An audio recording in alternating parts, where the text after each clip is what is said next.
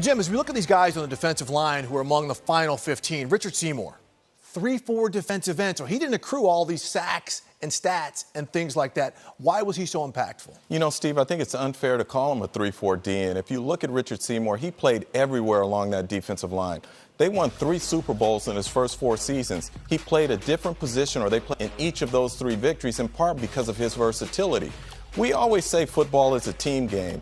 Well, if we really believe that, then we can't penalize a guy for sacrificing individual accolades to help a team win a championship. So from my standpoint, that makes Richard Seymour a Hall of Famer. All right, LT, Jared Allen, guy you played against. What can you tell us about your experiences with him? Well, he was such a great player, was able to really had a different array of moves out there, and obviously those long arms. But guys, I remember, when they first drafted him, I remember looking at the scouting report. I'm like, 4th rounder out of Idaho State. And then, I see him out there, and I'm like, he's wearing 69. I'm like, man, this dude is awkward. It's not right about him. But he consistently made plays. He was never out of a play. That's what I remember most about him. He would chase down guys like myself. As you see right there, he's running after me, and I fumbled that ball, and I'm pretty sure he didn't get it. But Jared Allen was a straight beast, man. He really was a model of consistency at the defensive end position. Yeah, speaking of beasts, Bryant Young, Jim, you talked about how Richard Seymour played all over that defensive front. Bryant Young for the Niners, a very strong interior player. Defensive Rookie of the Year, Comeback Player of the Year, one of the best players in Niners history. That's saying an awful lot. All right, when the Gold Jacket finalist returns, Andre Johnson. He's in the final 15, but there are 2 other wideouts who are going to join him. Find out when we come back.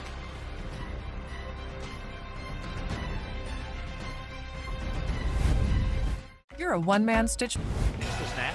Sets up, steps up in the pocket, rolls away, throws one downfield. Reggie's there, got it at 20, 15, 10, 5, touchdown! Reggie Wayne catches the touchdown pass, a 53-yard touchdown throw from Manning. Welcome back to the Gold Jacket finalist. Super Bowl 41 champion Reggie Wayne is a finalist for the 3rd time in years. Wayne, a 6-time Pro Bowler, remains 10th all-time in both receptions and receiving yards in NFL history. And Torrey Holt is a finalist for the Holt won Super Bowl 34 as part of the Rams' Greatest Show on Turf. He's also a member of the 2000s Hall of Fame All-Decade team. And just one receiver in NFL history has more than his 6 seasons with over 1,300 receiving yards.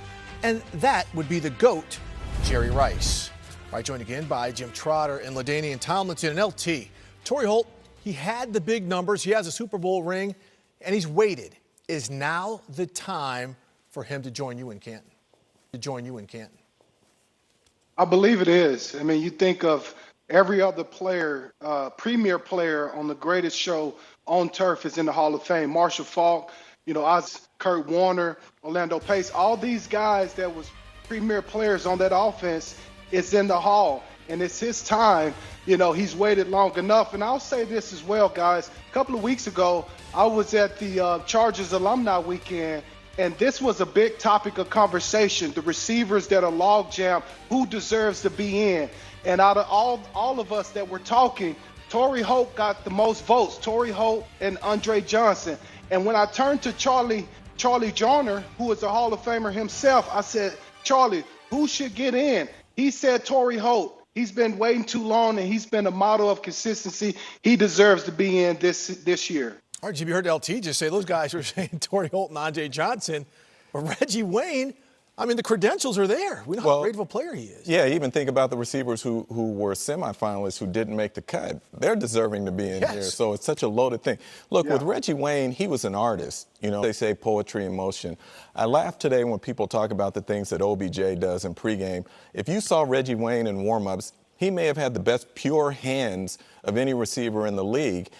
One of the things in terms of statistically that may have hurt him some is he played on a team that was loaded with offensive talent. All had to be shared with Marvin Harrison, with Dallas Clark, with Edgerrin James and whatnot. So for Reggie to still put up the numbers that he put up and then to have one of his best seasons after Marvin Harrison left speaks to how great Reggie Wayne was. Yeah, he's not a system quarterback. That dude is a Hall of Fame player. All right, LT, you mentioned Andre Johnson. Big dude, standout dude every year. What about him being in this class? Well, Andre, when you think about getting ready to play the Texans at that time, I mean, honestly, guys, they didn't have anybody but Andre. When you think about it, he was the one guy that you had to stop, and you couldn't do it, And so the thing about that, I think about his ability to run all the routes. I mean, he can run slants, he can run out routes. He was great at the dig routes, and he can open it up and go deep and beat you with the long ball. So this guy was just great in all areas, and he played with multiple quarterbacks. And on a run-centric team. Remember, Arian Foster, that's when he was doing his thing. All right, let's look at the other side of the ball. Rondé Barber is up for the second time. Barber is the only player in NFL history with 40-plus interceptions and 25-plus sacks. His 12 career defensive touchdowns are tied for fourth all-time. Barber was NFL All-Decade team of the 2000s. Leroy Butler is a Hall of Fame finalist for the third consecutive year. Butler is one of 6 players in NFL history with 30-plus interceptions and 20-plus sacks in his career. Butler won Super Bowl 31 with the Packers. All right, LT, you're back up. Is it time for Butler, the creator of the Lambeau Leap? We're putting a whole lot of people in the hall, but is it his time as well? I mean, I just have to believe Leroy Butler, obviously, as you just mentioned, he created the Lambeau Leap. But that wasn't all he did. This guy was you talk about a model of consistency throughout that time on that defense. He was safety position. He wreaked havoc, in that deep part of the secondary with picks. He can also come up in the box. He was a sure tackler. But the thing that I think about the most, guys, how much of a leader he was. He was always the guy getting the troops, rallying the troops, making sure that these guys were ready to play. He was the communicator, and he just always seems to come up with big plays at the right time. LT touched on everything. There's really nothing I can add to that other than there's a reason Leroy Butler was named an all-decade player. He was a tremendous player, a great player, and it is his time, I believe, to go in. All right, so let's look at Rondé Barber. Jim, you're a selector. He's got a bunch of his teammates on that defense who are already in Canton. Does he join them, or do you think that hurts him a little bit? I think it hurts him, but here's the thing with Rondé that makes him so great. He was so versatile. He could play inside. He could play outside. He was so intelligent. He came up with takeaways, which we look at for defensive backs in terms of the Hall of Fame and whatnot. The reason I say Butler ahead of Barber at this point is simply from the fact that Butler has been waiting longer. And I've always said that if I have guys who have of equal ability in terms of going in, the guy who's been waiting the longest will get my vote. But Rondé Barber clearly is a Hall of Famer. Yeah, no question about it, Hall of Famer. And I think you're right, Jim. It's just a matter of Leroy has been waiting longer. Rondé is a Hall of Famer. And think about this.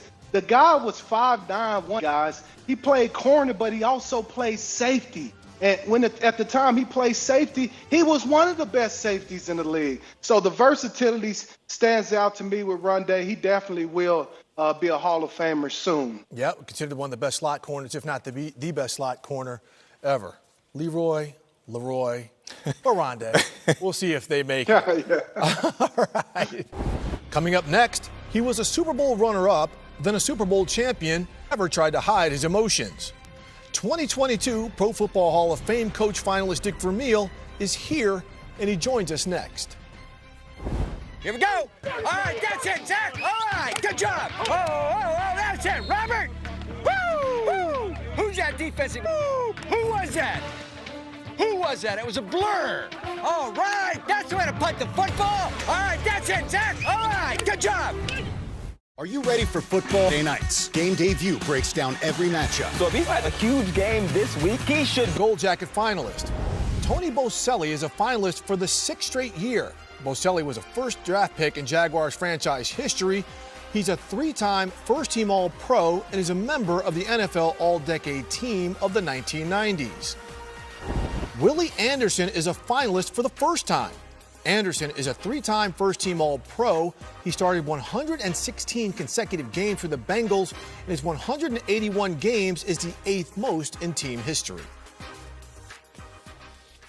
Cliff Branch, perhaps the fastest wide receiver of all time, Branch, who passed away in 2019, played 14 seasons with the Raiders, winning 3 Super Bowls. And Art McNally is the contributor finalist. He worked in the NFL from 1959 through 2007. He introduced instant replay to the NFL in 1986, and he's known as the father of modern officiating. He'd be the first on-field official in the Pro Football Hall of Fame. To be a part of the Hall of Fame process, go to profootballhof.com/fanvote and pick your Hall of Fame class. Exercise your right to vote for the Hall of Fame class of 2022. All right, so now it's time for LT and I to exercise our right to vote for our guys in the Pro Football Hall of Fame. Since Jim, you're a selector, so we're not going to put you on the spot, but you can, pick apart who LT and I are putting in our modern era finalists. All right, LT, what's your list? Guys, so let's be clear before we start. This is not who I believe should. Rather, this is who I believe the voters will put in. So I think it speaks for itself. He's been waiting. Leroy Butler, Torrey Holt, Zach Thomas. I feel good about those 4 guys. DeMarcus Ware is a close one to me just because Richard Seymour has been waiting. So I had to kind of pick between one of those guys, and I picked DeMarcus Ware. You know, LT, it's an interesting list. The only question I would have here is, I'm stumping for Richard Seymour, so he's got to be on any list that I'm looking at. But you can't go wrong no matter who you select. On that note, I'm good, Jim. Okay, because on my 5, and again, I'm like LT, these are guys who I think will get in. Okay, so I've got Richard Seymour, Tony Boselli, Torrey Holt, Jared Allen, and my first ballot guy is Devin Hester. They said he was the greatest to ever do it, so why wait? I'm going to say this to you. I know I'm not supposed to give my list. My list is a lot closer to Steve's. So you got 4 of the guys that I would be looking at on there. But let me say this. It is tough to choose 5 out of 15. And what I would do is ask all of you and our audience as well, get together a group of friends, say 5 friends or more. Give them the list of 15. Ask each of them to pick their 5. I guarantee you that they will each have different lists from each other, just like you two had different lists. So it's that tough because all of these guys are deserving. You can't be wrong. We all have our individual opinions on these things, but it's tough. Yeah, I'm a guy that leans more toward a guy that has been waiting. Right. Leroy Butler, guys like Torrey Holt, Tony Boselli. That's why they're getting my vote, because they have been waiting. And I believe once you get to this stage as a finalist, you are a Hall of Famer. It just depends on when you get in. All right, real quick, LT, we had Dick Vermeil on. How deep into his speech does he get before the tears start flowing? Oh, first sentence, first paragraph, definitely by the first paragraph. It's over. All right. Jim Trotter and LaDainian Tomlinson, this will do it for us. Okay, and I'm Steve White. Congratulations to the 15 modern era finalists. Tune into NFL Honors on